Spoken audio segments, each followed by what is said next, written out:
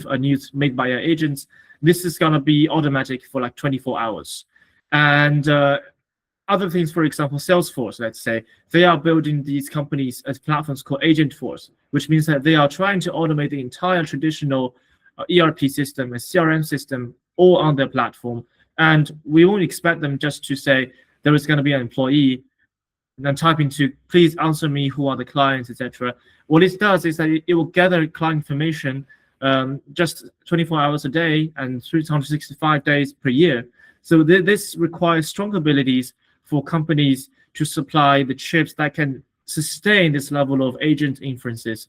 So that is why I think there is another huge need for the incoming infrastructures, and the upstream remains the most crowded and the most validated part of the stack.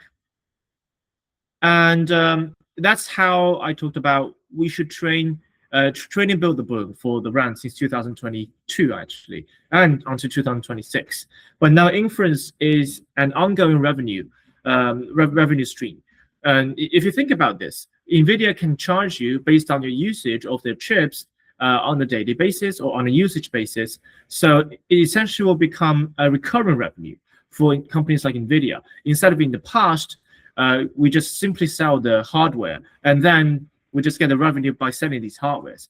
And as the models reason longer times and they're calling for more tools and act like software workers, the inference will become the primary engine for the majority of AI agents acting on these platforms. So they're trying to become the operating layer for the agentic AI economy. And this is a new narrative for the company and maybe for us to price into NVIDIA's second growth curve if this is what they imply as the second growth curve. And then we're coming to the second news is about how Rapid simply tripled the valuation in the past 6 months. So just in March 2026, they raised a Series D at 9 billion valuation. The previous round was 250 at 3 billion. If you look at the data for the company, I tried to use Rapid before. I can build software with it. Everything becomes easier, and it's easier to use compared with Cursor. There are already 50 million registered users, and 85% of the Fortune 500 companies, their engineering team are using Rapid. They are targeting $1 billion in annual recurring revenue by the end of 2026. So if we put our positions to these VCs that are investing in this round, I think what we are trying to price in is Replit should become a company or platform that owns software creation. In the past, it is outsourced to a large number of different companies that can build apps. But now with Replit, it can just centralize towards one single platform. And that is a huge potential we are seeing from this company. And that is why I think AI-assisted software creation, it can become a primary interface layer.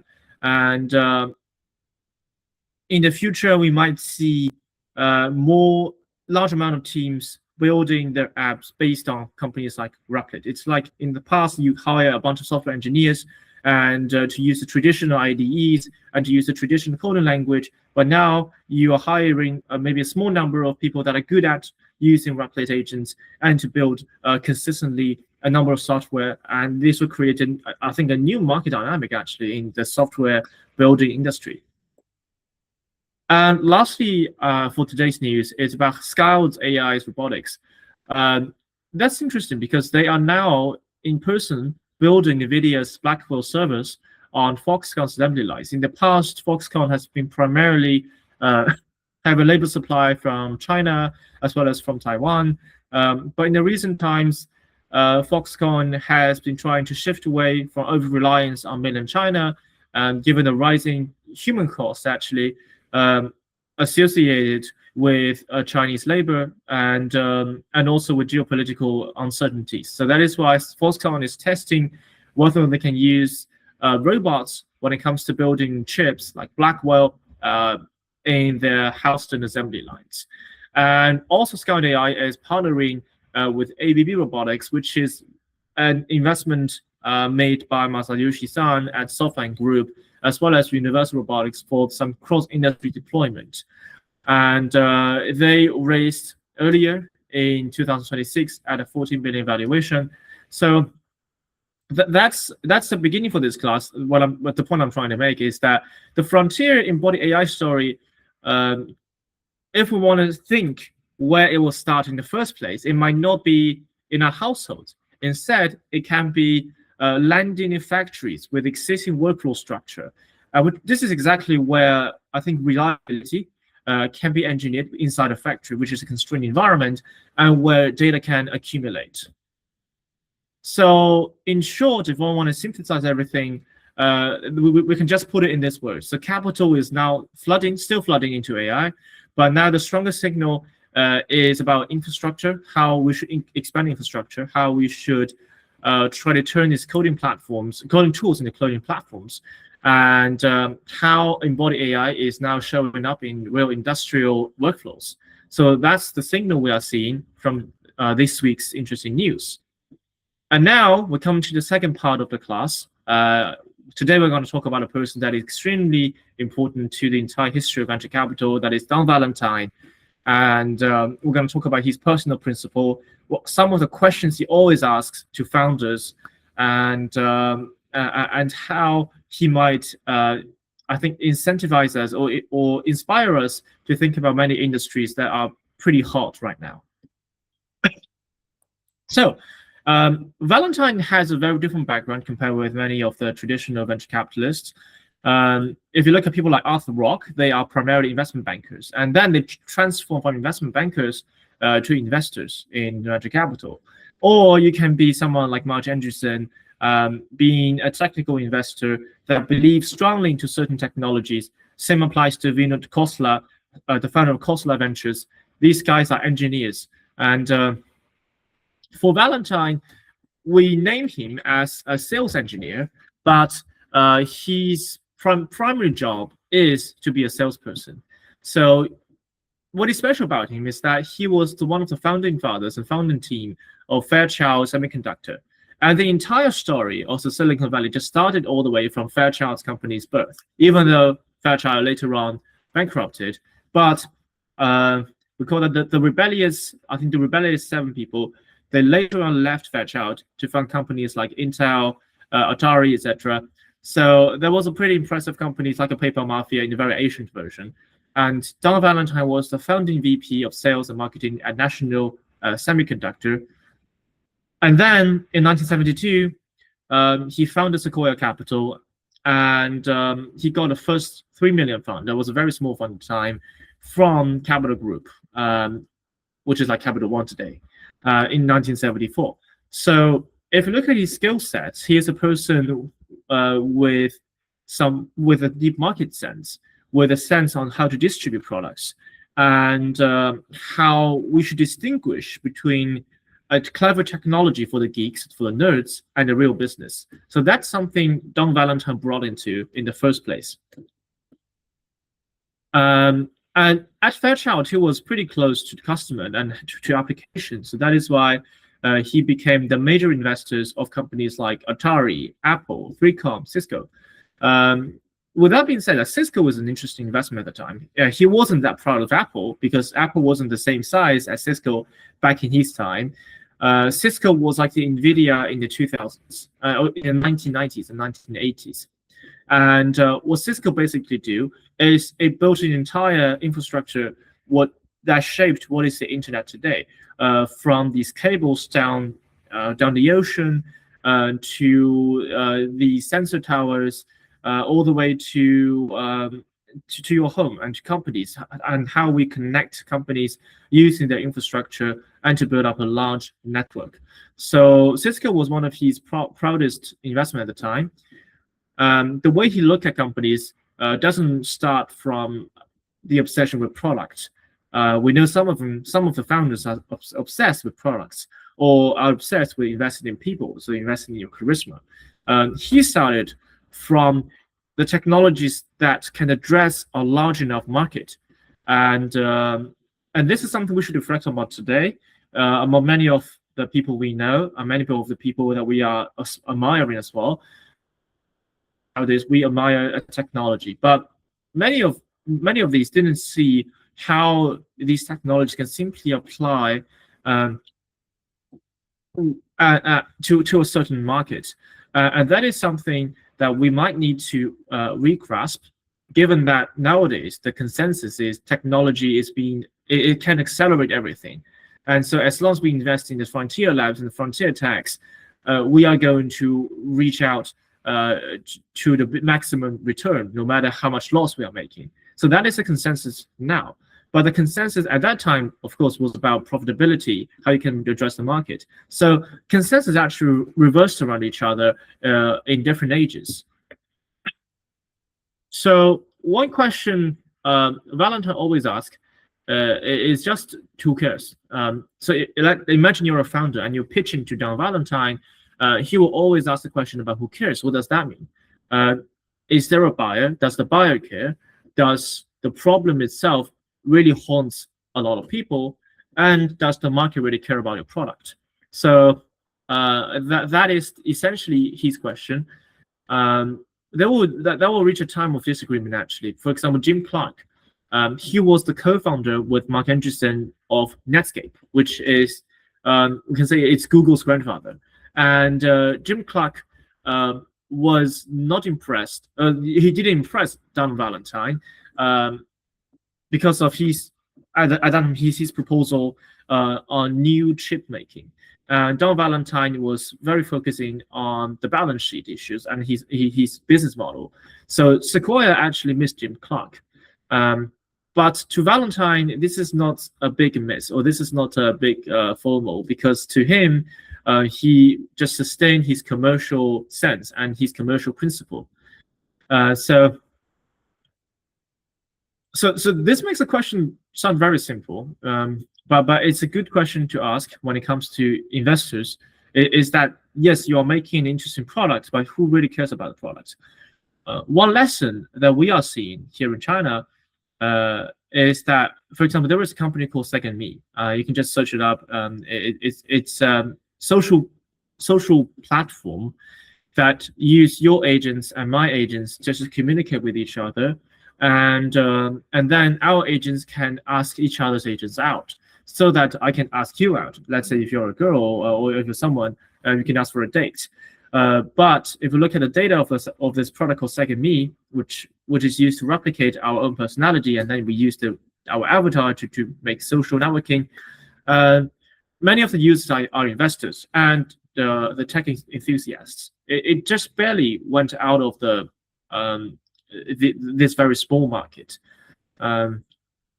So sometimes this kind of company will make me question: does it touch upon a problem the massive users really care about?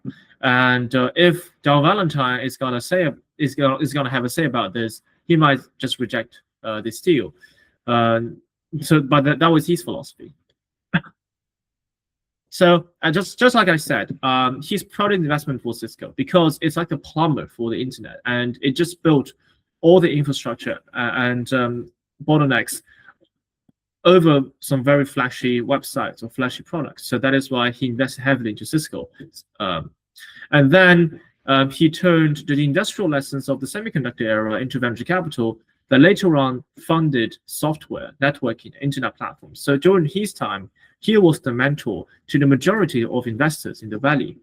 And then he valued judgment over noise. So he is not a person that expresses ideas very often, because he hates noise. He hates other people affecting his decision making. And this is also something investors should always learn about, because nowadays is that, let's say you're a fund, you're a tier 2 fund, and you reject a company, and then Sequoia suddenly said we're going to invest in them, and you suddenly review back them and to call back. This is something founder doesn't really like, and this is something that shows that this investor doesn't really have very clear judgment or the principled judgment. So one thing, if we are to distill from Don Valentine, is that he has a discipline when it comes to investing in certain companies, and if we apply the same discipline across different ages, we can actually adapt. So this is one way for investors to adapt to a changing time. Technologies can change, but many of the fundamentals, like, for example, who is going to buy? Is the market large enough? Are you solving a real problem? Has been mentioned over and over again by many of the great thinkers in venture capital history and founding history. So somehow we should know that these principles are important. And when it comes to becoming a venture investor in the future, despite all the noises, just think about what Don Valentine said. And then bridge to part 3 is that if, let's say, we are pitching to Don Valentine that we're going to invest in physical AI, then we need to answer these questions. For example, who cares? Are there any buyers that has a painful problem and a budget large enough to purchase all these robots and to fit into their workflows? And also, where is the enabling technology nowadays? Oh, is it the sensors? Is it the edge computers? Is it the constrained environments that can enable robots to be applied and to form a minimum viable product in the first place? For example, in a warehouse. And then where's the distribution? How do you distribute these products? Is it because we can help you install the robots in your warehouse, in all your bases? Is it how we can directly help you integrate into the workflows? What is the distribution? So we can also apply Valentine's framework to predict exactly what is the deployment sequence when we observe the physical AI industry. So now we are coming to part 3, which is from constraint to distribution, how we can see the commercial deployment sequence of physical AI. One question we often have a misunderstanding of, and the media is trying to redirect us to, is that, we are having a new narrative about how smart these robots can be because we have LLMs.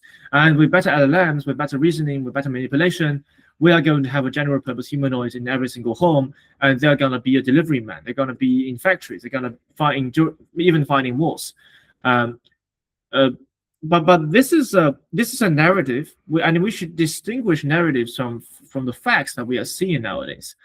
So the more useful question to ask is, where can we deploy these physical intelligence reliably and to help with a certain commercial usage case?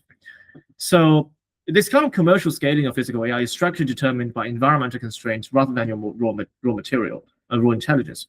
For example, I can say that nowadays, majority of the robots can only be used in factories and in warehouses.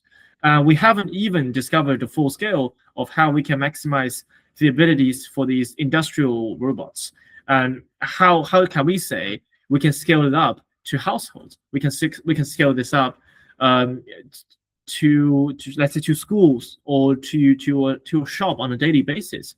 So there is an environmental constraint that we are seeing nowadays, and the constraint is going to determine where the physical AI starts to deploy, and the distribution will determine that in which areas we're going to see compounding revenue for physical AI. So how do I define a physical AI? It's a closed-loop system that does work in the real world. So it is a complex system that connects sensing. Sensing is it's like humans' touch. It's like our voice. It's like our eyes.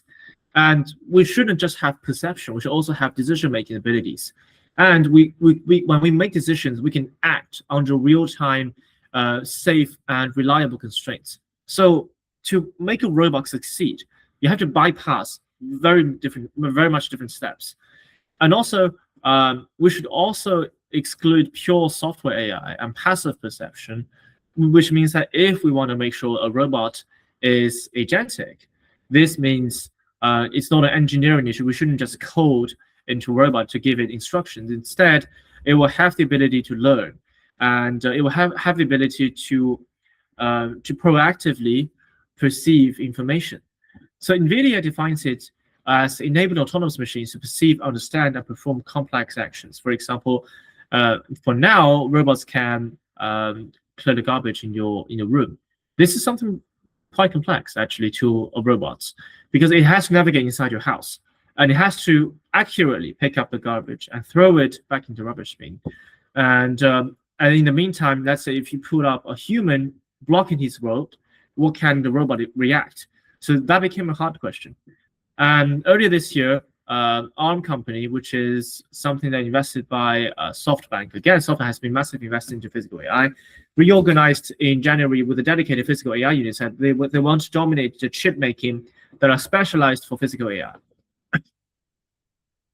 So here comes something I call the constraint gradients. So it's like a different level steps. It's like a ladder. At the very first times, we have been seeing this for quite some age, let's say for decades. In the past, we had the perception systems. For example, in Japan, in the 1970s, 1980s, Cognex, Canyons is the largest company for perception systems that can identify products, that can see things and give you feedback. And then we will start to look at second layer, which is the constrained actuation. Within a certain space, let's say a 10,000 square meters large warehouse, how we can observe the ability for robots to perform on repetitive tasks. And this is, we experiment on this constrained actuation. And then from constraints, we are going to move on to the semi-constrained systems, which is the factory floors and the automotive assembly. What's the difference between working at a warehouse and a factory floor? Is that warehouses are much more standardized. If you look at the structure of a warehouse, it essentially is organizing, underlying every single SKU, which is products by their minimum, by their minimum types. Let's say what color is an iPhone, and in, let's say, area Z and on the shelf 5H, we can also program into that there are blue iPhone Pro Max in this area. So this is a much more repetitive place for robots to act and to perform. And then for factory floors, things are not going to be as the same, because the factory will have lots of different conditions depending on electricity, depending on the need to manufacture different products, depending on how we change the production line. So factory floors are more dynamic compared with the warehouse. And lastly, we're going to diffuse this technology to the general purpose physical AI. So this is, I think, the best organizing principle for explaining why physical AI lands first where it does.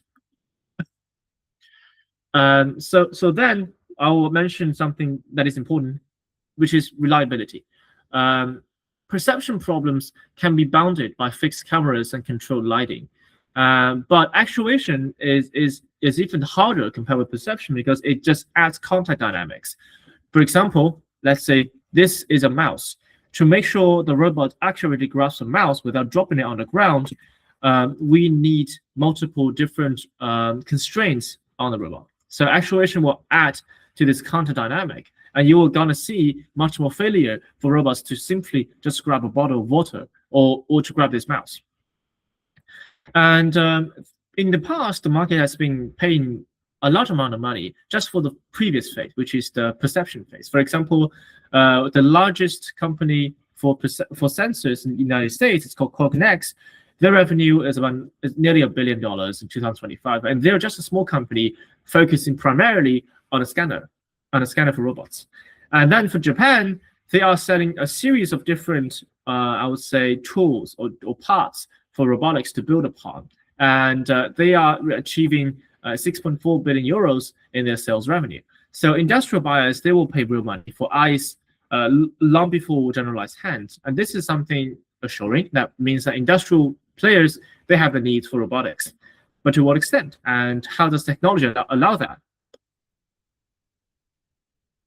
Another thing is that many robotics companies will claim they have a 95% success rate.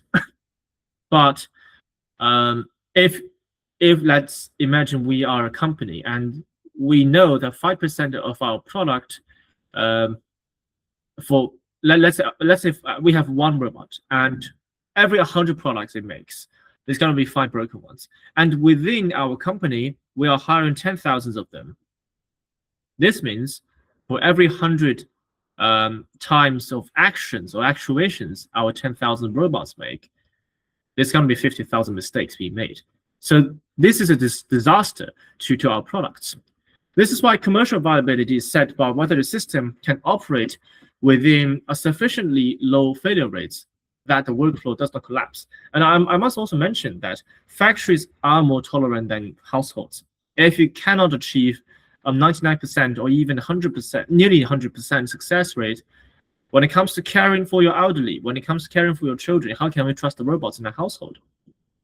So Buyers nowadays are purchasing for two things. One is uptime, second one is consistency. And under the 3-year payback rule for your capital investments, this is going to dominate how factories are going to approve the usage of newest type of robots. So what does that mean? Is that we are seeing this kind of structural constraint that in physical AI, generability is the downstream of data, and data is downstream of deployment. So essentially, in this time, the scarce resources is some high quality real world data. And that is why NVIDIA is trying to build something called Cosmos. Cosmos is like a world model, but instead of training things in real world, we can train things in the virtual world before every single robot was born. And it's like, how do I say? Imagine, let's say, every robot has a consciousness, just in a hypothetical situation, and we want to save time for robots to be trained. Instead of having 10,000 of them when they got manufactured, and we give them the school to teach the robots how to be a robot, we can just train their consciousness in the Cosmos world models, because computer can compress time much faster than the real world, which means that let's say within a month, a robot can experience a year in the Cosmos world models. And this will hugely accelerate the ability for it to learn. And the biggest bottleneck is how assuring that these world models have got high quality, close to real world data. So that's something we should think about. And also, Figure AI is not collecting human video data. So essentially, we have these companies that primarily collect your videos. And by mimicking every single video that we teach a robot to do, robots will learn eventually. But this requires a large number of manual labor. And then scaled AI partners, they are partnering with OEMs just for scaling. And that is more about the industrial side to scale and train the robots. So that is why we say that physical AI often has to run on 2 to 10 watt edge devices while ingesting messy and highly heterogeneous real-world data. I listened to this podcast last year by Samsara, and Samsara was an IoT company. So they previously looked at industrial Internet of Things, but now they are pivoting towards a major platform that collects real-world data and to train their sensors, to train their robots, and to help train other robots to adapt to the messy inputs of data. For example, let's say you are a robot in a construction site. There is not just going to be the material in front of the robot. You're going to have ashes around the robot. You're going to have accidents around the robot. You're going to see different weather conditions that is affecting the sensors. And these will make the data not cleaned. This will make data messy. But what should we do? Should we just keep the messy data, or should we just clean them up? A better way to do so is to keep these messy data, but we should train the models to have the ability to interpret the messy data so they can adapt to real world. So now we are coming to the second part. I call that following the money, which is where customer dollars flow and when venture dollars flow are completely different things. So first of all, where are money being paid? So where are the actual revenue? For Samsara, the projection of the annual recurring revenue now is $1.9 billion, and they are collecting 25 trillion annual data points from across all of their product lines, because Samsara previously what it does is that they put a device on your truck, let's say in your logistics. And in the logistics industry, you need to track every single truck in the most accurate way so that you can optimize the routes and you can communicate with the driver at the same time. And also sometimes, let's say if your truck comes into the port, we will turn into an automatic driving mode. This is what Samsara does. It collects all the data during these processes. So they are getting 1.9 billion revenue, and that is way better compared with 2 to 3 years ago. And then we are seeing companies like Symbolic, they're also achieving a good revenue. And like the companies we mentioned, for Cognize and Kenyans, they're also having huge amounts of budget received. And do remember that these companies, they just focus on a very small part of the entire robotics industry. Some of them provide sensors, some of them train data, some of them uh, just provide a set of tools. And when it comes to your real application, you have to use the tools and to assemble these robots. So just in these small cases, we are seeing successful companies already. And then for Amazon, there are already 1 million plus robots being deployed in their warehouse systems, and this is why Amazon can sometimes will be surprised effective and efficient the logistics system has become. But then for investors, they don't buy into this narrative. What they really want is to flow money more towards the generality robotics than, and the flow of money is way faster than the customer revenue. For example, companies like Apptronics, Scout AI, and Figure AI, most of them are getting 39 billion valuation or like 14.5 billion valuation in 2025 and 2026. And the funding rounds is accelerating. In the case of China, we have had hundreds of these general robotics company, and in a very common level, the seed round funding for these companies will roughly be around angel round will be around $30 million or $40 million, with a valuation of 1 billion RMB, which is close to $100 million. This is something that we should notice about when it comes to the over expectation of the investors on these general humanoids. But then in the case of Dextery, it's a different thing. They are raising very slow. Dextery is a robot, especially for the previous part, and they are creating very concrete revenue, but the valuation is pretty low. I think it's a bit lower than the $1 billion, even though they were founded for some time now. So you can essentially see how the market and the investor perceive these two types of different robots. For the humanoids, you tend to get higher valuations, and for those that can generate revenue immediately, you're getting lower valuations. But this does not mean that humanoids are going to every single household after they raised such a huge amount of money, and after they continue to develop the technology. It's still gonna be commercialized using the industry environments in the first place. For example, Figure AI is testing the robots in the BMW factory, and they are having robots that can run 10-hour shifts to load 90,000 parts. Then we look at cases like Apptronics. They are having agreements with Mercedes-Benz and GXO. Just like we said, they are still working along with Foxconn in Houston for assembly lines to build NVIDIA's Blackwell racks.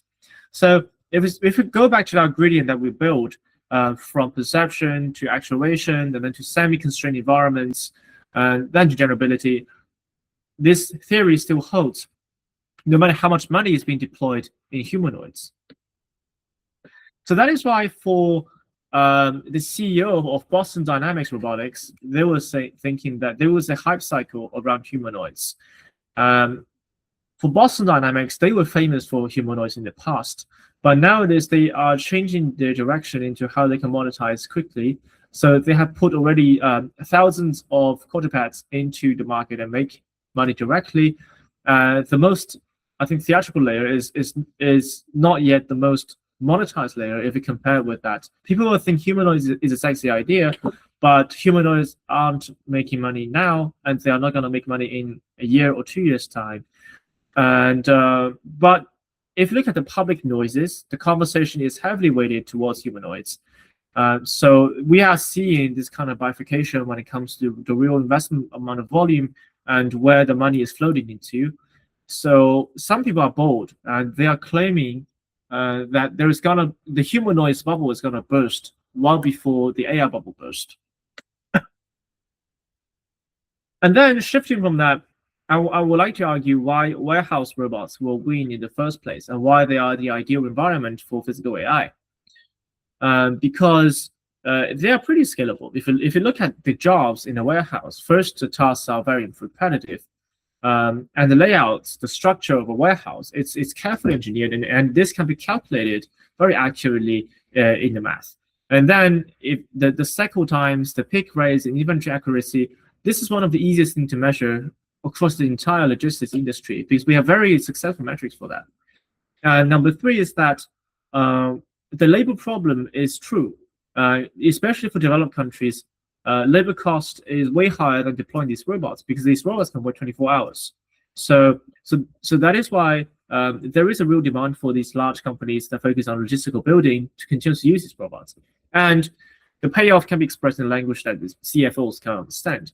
Usually when it comes to the companies, the clients of warehouse robots, the guy that is going to be in decision making is not the chief innovation officer or the CTO of the company. It's going to be the CFO that says, okay, because our company deployed these logistics robots, we are saving at least 10% of our costs annually, and this will become 10% extra profits, and we can deploy 5% more into building more robotics companies, funding more warehouse robots.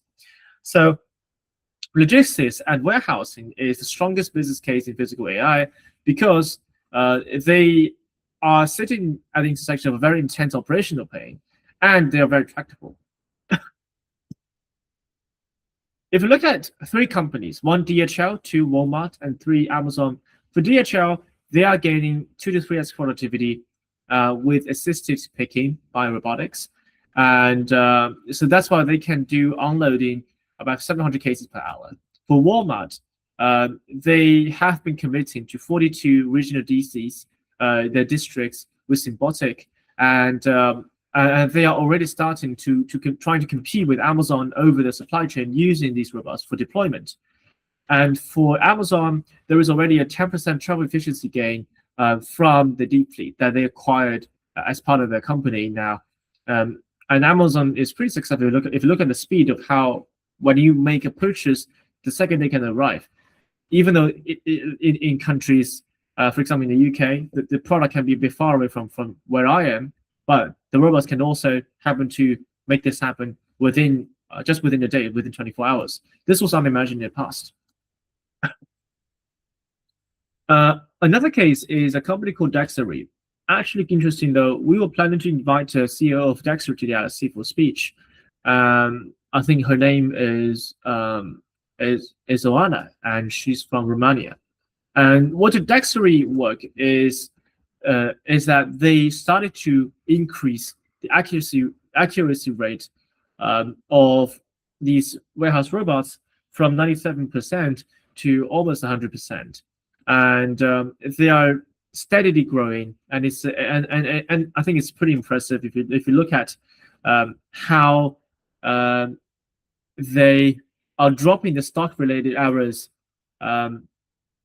by 16,000 locations scanned per hour. So this is something truly impressive, and it's also proving that warehouse is one of the best use cases for these companies. But there's also a thing I want to say is that logistics has long been an industry that gets your hands dirty, and also it's much more difficult to make money in the logistics industry compared with, so let's say, a kid like from Cooley raising $16 million and then become an MCN firm and become cyber celebrities. So I guess that is one of the reasons why these companies are not priced in at such a high valuation. But on the other hand, there is a mismatch between the valuation and the revenue they're generating right now. For later stage investors, probably this is the right time to deploy capital into these companies. And I want to talk about from constraint to distribution, who is compounding after the wedge. When it comes to distribution, what does that work? How does it work out? First of all, you should have the installation distribution. What we mean is that the companies that are responsible for warehouse management and building these robots, they'll need to distribute their products one by one during the installment. And installments can be one of the biggest modes, because once a system is installed in one single warehouse, to change from one supplier to the other one will have very high switching costs. And also, you are going to access to the workflows of your clients, which means that it needs to blend into the workflow on a daily basis. And thirdly, we are covering the sensor footprint and the service coverage, and lastly, the physical presence inside operations. So I think distributing products with robotics is something that has a very long chain. And again, this suits well into the traditional narrative of these industries. And these are some hard money to make, I would say. But I do believe that the harder the money it is to make, the more concrete the profits is going to be. Because everyone is trying to get the easy money. So probably there is going to be successful warehouse management unicorns. I mean, we're way larger than just $1 billion or $2 billion valuation, way larger than that, appearing in our coming times.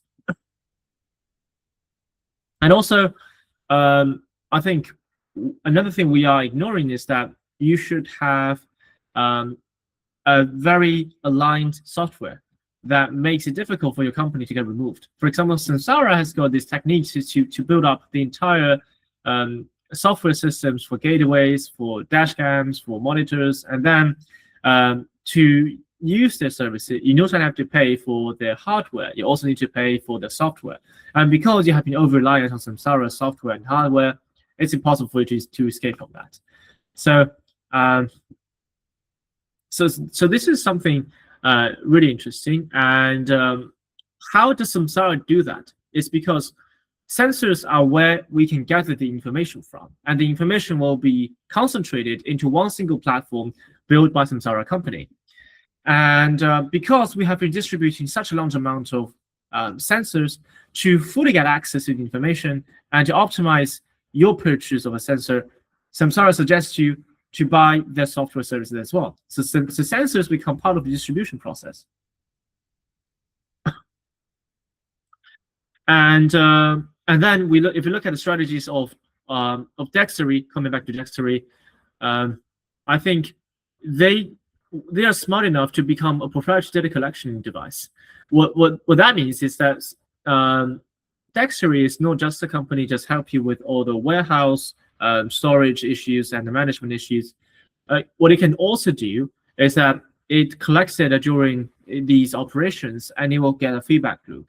And this will improve Dextery's ability to be more accurate, and eventually it will satisfy every single client's need. So for example, let's say it satisfies Amazon, it's also going to satisfy Walmart. And many of the smart companies nowadays, I think, they all do the same thing, collect data along the way with your clients. One of my friends, actually, he was trying to build a company that helps with automated logistics in Southeast Asia. And then he was asking, where can he get the data? And then I told him that, why not just build a product for one shop first, and then go to the neighborhood to distribute the product to maybe 5 or 6 more shops. And along the way, you're going to get the data from these shops. You can train your product. And this is the same strategy as these companies does. And hardware is a good entry point, and software and data will become the final mode. So that is why I think there are many determinants for these physical AI companies to succeed, because you need to have a great field team on the site. Why is that case? Because usually when it comes to managing the warehouse or a factory, you will have the integration of warehouse management systems, and they are very primitive. And also, you should have a site-specific tuning. For example, some of the warehouses, they have different sizes, and the structure is completely different from the other warehouses. And for the field team, they need to adjust to that. And thirdly, you will have the uptime maintenance. And fourthly, you should have the workers being trained, especially for these robots. And lastly, it is about how you can handle these technologies inside your field. So that is why I think that became a hard question. For example, Symbiotic can be a full-stack champion, and the Honeywell can be some incumbent integrated, and Samsara can win by simplifying deployment so radically that it can scale faster than heavy system competitors. And to make sure that your demo is the same effect as the client expected, you should align with all of the 5 key points on the site level. And this is something that makes the job or that makes the business much more difficult to deploy. But if you reflect upon that, this means many of the robotics company nowadays that are valued at billions of dollars in the US or in China, they are not in this phase yet. And we are not seeing worker alignment with them. We are not seeing integration with the warehouse management systems. And it might take us 2 to 3 more years to see if the humanoids can achieve that level of automation. And with that being said, I think these traditional robots company or the robots company that are quite conservative when it comes to the strategies and the use cases, they are severely undervalued. So that is why different people, they're gonna say, for example, Jensen Huang thinks that they should industrialize the tool chain. And for the CEO of Samsara, he thinks it's to provide an installed sensor base that can become a high margin operational cloud. And for Scout AI, they think partnering with these factories and warehouse systems gives a path to scalability. So the key here is that I think the constraint for robotics is not about the robot intelligence issue, because without deployed environments to train these robots on hand, we can never create an intelligent robot. And then we come into the last part, and it's about where the value is likely to fall into. So I created this little graph from the very bottom all the way to the very top. If you look at the very bottom layer, that's the compute and silicon layer. Companies like NVIDIA and these hyperscalers, they have the capability to distribute the chips, and I've always said they have the highest monopoly power to set pricing for computer silicon, simply because it is from the very beginning, the very upstream of the industry. And then if you look at that, the 2, 3, 4, I didn't hide them up. Why is that the case? For example, the perception layer. I just mentioned a lot about how successful the perception layer has been when it comes to the revenues. But I want to make a point that I'm using perception layer revenue to prove that there is a strong demand for the deployment of these physical robots in the industrial case. But perception layer in itself is not a large enough market. So that is why you're seeing the top players, the money they're making is about nearly $1 billion, or maximally, that's $2 billion, 2 billion euros in the revenue. And the same will apply to actuation layer. So what are some of the instruments that helps your robot to grab, like let's say a smart hand or a certain ingredients of your robot's hand? These all belong to the actuation layer, and they are competitive, or the market is not as large as we expected.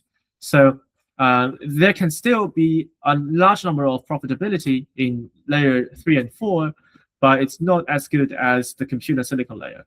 And then in part 2, people ask why data infrastructure and models are not the key towards the robotics industry, because nowadays models are becoming much more, I would say, homogeneous. So you can't really distinguish the abilities of Claude or Grok or Gemini as well as GPT.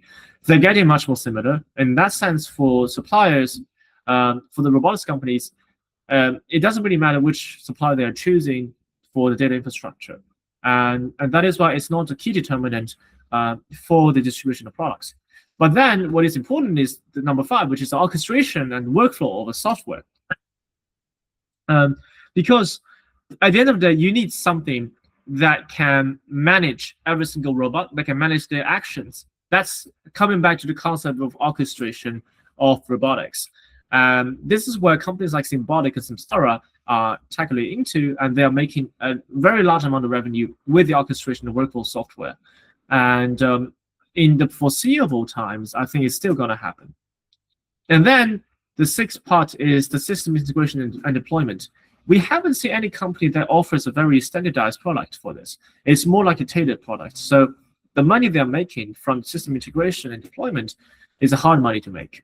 That is why, unless people figure out a way to make sure the revenue from system integration become highly recurring, then it's still a hard industry to do. and there are profitability opportunities, but it's not going to formulate companies into like a triple billion, hundreds of billions of dollars valuation. It's going to create several unicorns, but not as we expected. And lastly, we're coming to the custom operating environment. That's where the value is becoming the highest, because this is where the consumers and the businesses start to interact. Companies like Amazon, Walmart, they're using it. We can even say certain vendors, shops nowadays in Silicon Valley, they're also using these robots for their daily operation. One example is a company called Dyna Robotics. It's the portfolio company of Salesforce Ventures and GenFund. And it's just a simple robot hand, but it's one of the most accurate robot hands in the world. And they can perfectly clean dishes. It's a very simple case. And when people explain that our robots is the best in cleaning your room and cleaning dishes, people will think you're insane, that you value a company of this at like $200 million. But the interesting case is that it's extremely difficult to train the robot to do very tiny things like cleaning a plate without dropping it on the ground. So now they are being deployed to hotels, and they are now making a fortune from that. That's the first benefit. But the second benefit is that they are training in the real world environment inside the hotels, and this can upgrade the products. And eventually want to build a humanoid, but their idea is that they should build the arm first, then to the legs, then to the brain, instead of building the entire humanoid and training them in a very, very difficult situation. But I would say I would give some falsifications on my thesis if in the future they'll prove to be wrong. One is that simulation and world models, they can compress the gradient I just mentioned much faster than expected towards generability. So if these technologies fast forward, my thesis might fail. And number two is that standardized platforms, for example, these humanoids, can create enough common hardware and data that can narrow deployments lose their advantage, which means that I was thinking of as much of these deployments as possible, and the deployments of these vertical robots opportunity. But if we have if we imagine a situation where humanoids can do exactly the same thing, then this would narrow the advantage of these companies I just mentioned. And I think lastly is that new kinds of actuators or tightly integrated foresight systems can sustain hardware-heavy modes in a longer period. But the current evidence I am seeing does not overturn the entire thesis. I think it instead can reinforce my thesis, especially on where the first couple of use cases is going to be. And the right way to, I think, to read the market is we can think of this claim as an order of commercialization instead of saying, I'm not saying humanoids are not going to work out. I'm just saying there is a sequence we should follow in the physical AI or the robotics industry. And that's the same if we apply Don Valentine's thought about how to invest into companies. We look at why people buy these products. We look at are there sufficient technology to enable the distribution, and we look at what types of distribution we are seeing nowadays. So my conclusion is that physical AI will reach the world the same way most industrial revolutions do. It will reach from a very boring thing first. And capital is paying for another option, which is the research into the frontier humanoids. But commercial deployment will continue to move in a more disciplined order. First, we start with perception, then constrained actuation, then semi-constrained industrial work, and lastly, we'll come into the open world generality. So back to the first question I raised in the start of this session, I think the key question is about how constrained is the robot operating, or say how constrained is the robot's world, and how much reliability can that environment support this robot? Instead of we ask in a very general sense, how smart can a robot be nowadays? And that is coming to the end of my session.